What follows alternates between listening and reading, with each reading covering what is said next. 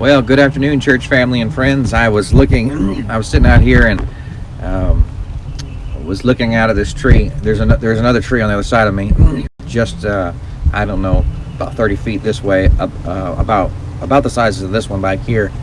But there were two cardinals in there, and they were I guess they were fighting. It was two male cardinals, and so they were fighting, of course. And I know that they're in the tree in my front yard. There's a pair of them, and I'm pretty sure a mated pair. It looks like there's a girl and a boy cardinal in there, and there's a couple of nests that I can see in that tree. It's a smaller tree, and I was wondering if maybe they were, fighting over territory or something like that. But man, they were beautiful, and the sun is out today, and it's just wonderful weather. Let me encourage you. Listen, if you have the ability to go outside today and spend some time out in God's creation, it's just uplifting, and I think it's helpful to sit outside and just marvel at God's craftsmanship. Speaking of that cardinal, there's one right there. There's one that just flew by. But anyways, there's a bunch of them out here. It's a good time of year for them. Crystal has a couple bird feeders out, so it's fun to watch them and look at them and see what wonderful creation God has made.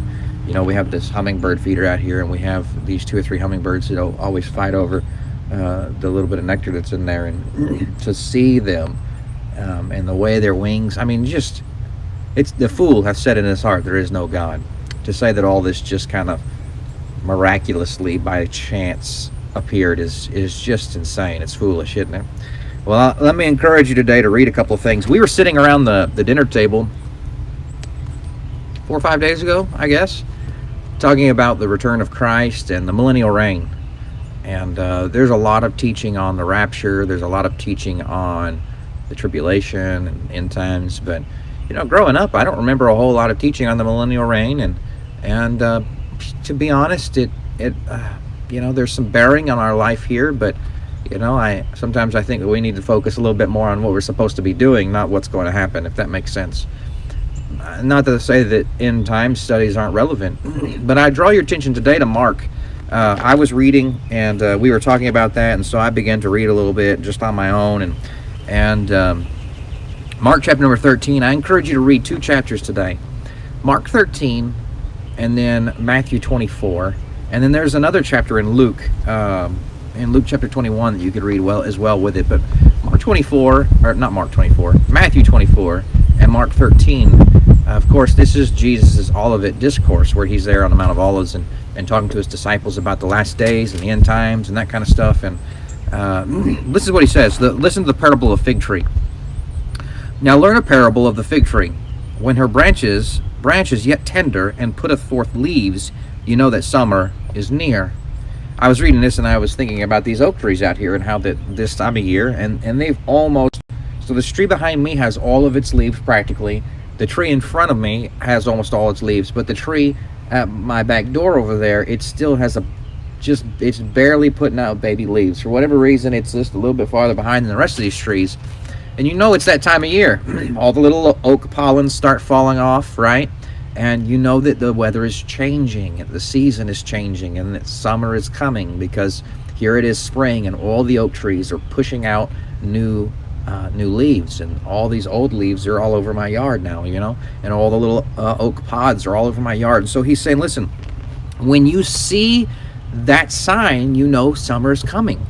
And so he goes, and so ye in like manner, when ye shall see these things come to pass, know that it is nigh, even at the door. What is he talking about? The return of Christ. Verily I say unto you that this generation shall not pass till all these things be done. Heaven and earth shall pass away, but my words shall not pass away.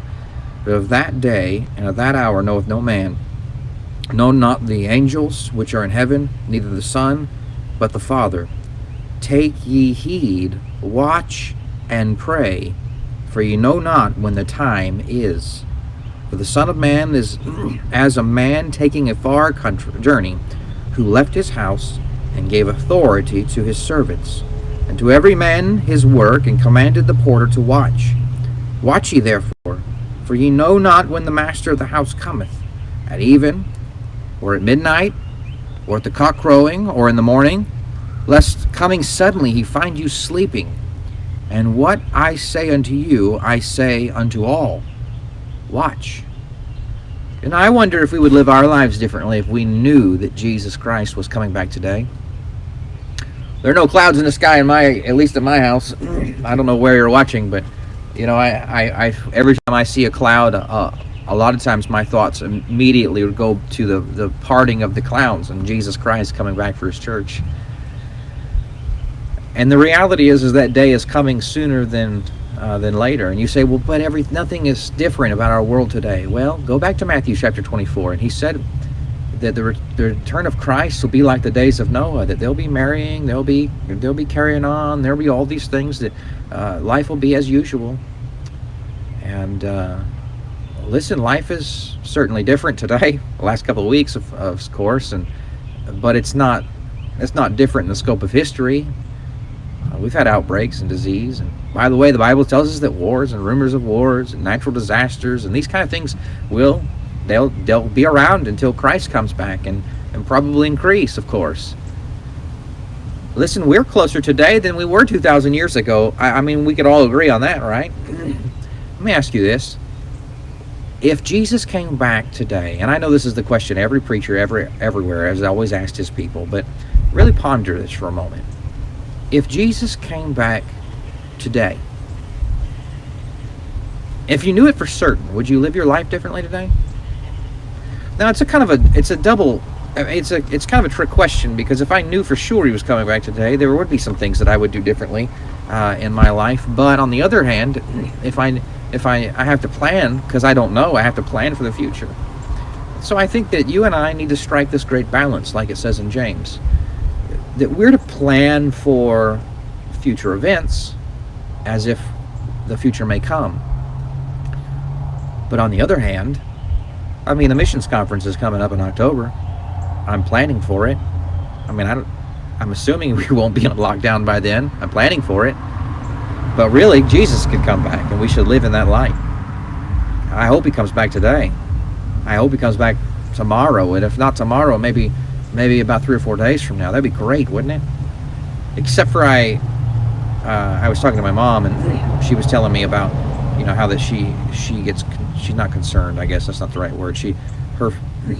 Her burden is for those who don't know Christ as Savior. If he comes back today, man, they're stuck here on earth during a tribulation time, and that should frighten us. And I'll tell you what, not frighten us because we're afraid that God's not going to pick the right time.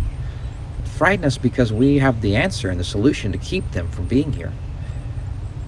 We have the gospel. He says in the parable there of the fig tree, we know it's coming quickly. We see the signs that he's coming back, right? We see that summer is nigh. We see that Jesus' return is nigh. And he says, listen, in the next parable, he talks about the Lord who left on a far journey and is going to return. He left his servants in control of all that he left here.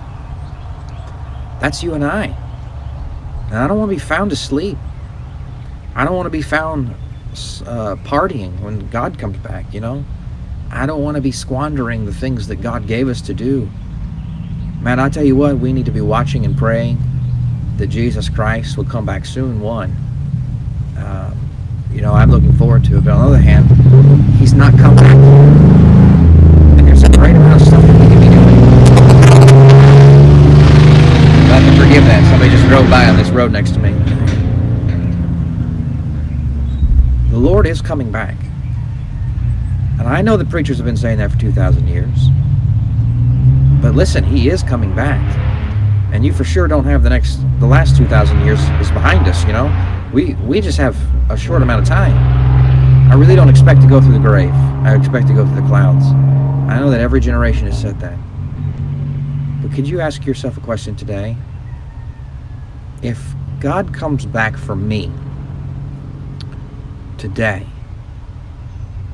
am I ready for that? Am I ready for that?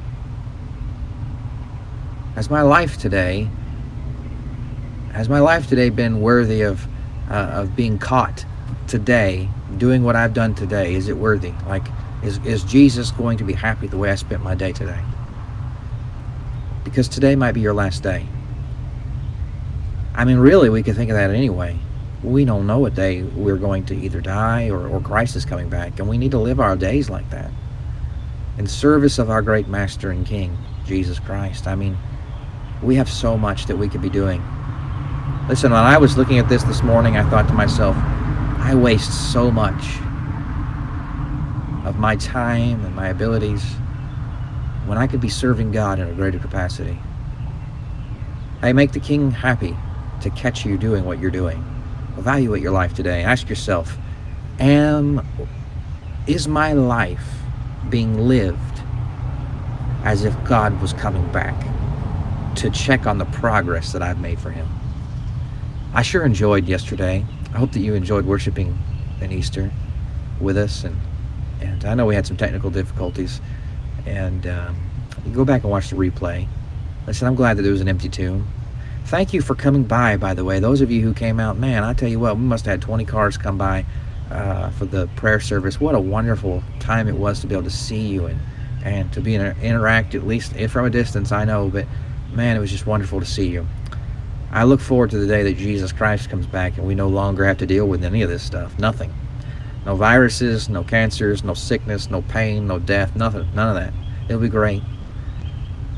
But I'm telling you, we're going to wish we had done more. We're going to wish we had lived differently. Live life as if Christ is coming back today.